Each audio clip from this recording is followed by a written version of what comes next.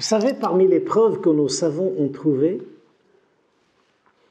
vous savez, parmi les preuves que les savants ont trouvées pour prouver l'existence d'Allah, nos savants ne sont pas allés chercher les preuves scientifiques, les trucs, ceci, cela. Je ne suis pas contre. Hein. Pour eux, vous savez quelle est la meilleure preuve? Ils l'ont appelé Dalilul Ijaba, la preuve de la réponse, de sa réponse.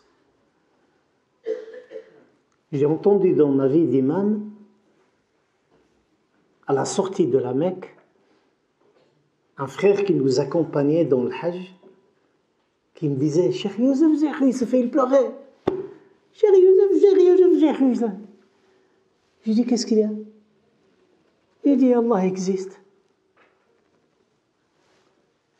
Et les gens croyaient qu'il est malade, qu'il a perdu quelqu'un, qu'on venait de faire salat al-janaza des morts sur un proche. Et lui, le pauvre, il disait « Wallah, Allah existe. » Tu es venu faire le hajj et tu doutais. Il dit, Wallah, il existe.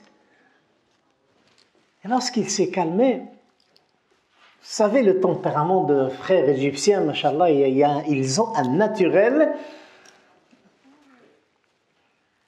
Et voilà, c'est différent des Maghrébins. Des fois, vous pouvez les trouver en train de rire et de raconter des anecdotes en pleine séance de deuil. Et moi, j'ai vécu quelques années en Égypte, je connais. Mashallah, qu'Allah subhanahu wa ta'ala, voilà, aide les musulmans égyptiens à surmonter leur malheur, leur douleur, toute forme de dictature. Ça, c'est entre guillemets. Amin, ya Rabbi, ya Rabbi, ya Rabbi. Il a dit, je levais mon visage, c'était tawaf al-wada', le tawaf d'adieu. Il a levé son visage, le dernier tawaf, et après on va prendre l'avion. Il a dit, Yurdik, t'es content? J'ai payé 7000 francs suisses pour faire le hajj, et je n'ai pas embrassé la pierre noire? T'es content? T'es satisfait? Vous savez avec qui il parle? Ben, il a dit ça à Allah subhanahu wa ta'ala.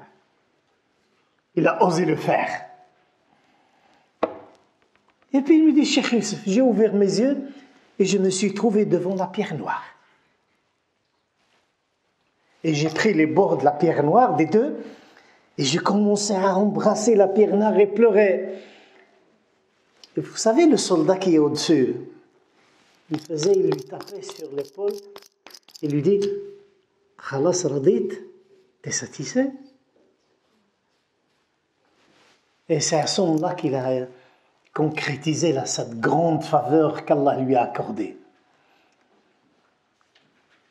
Étonné, il s'est tourné, il a vu les raisons physiques, ce qui s'est passé. C'est qu'au moment où il a dit, t'es content, t'es satisfait?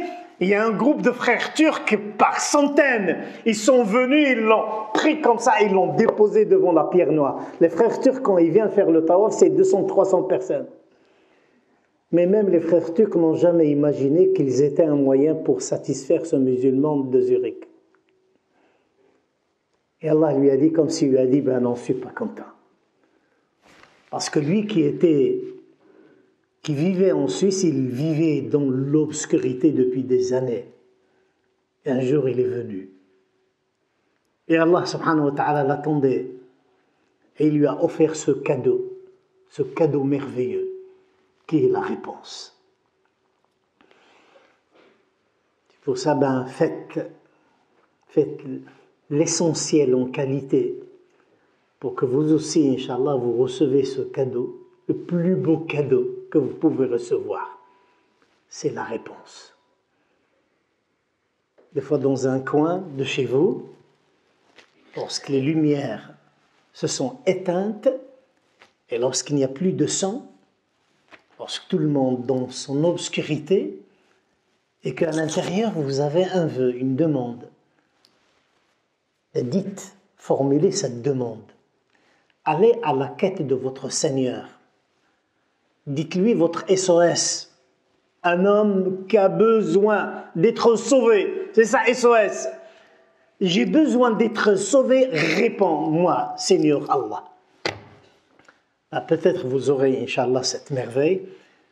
Le départ de cette relation, ça commence par ce mot qui est l'invisible.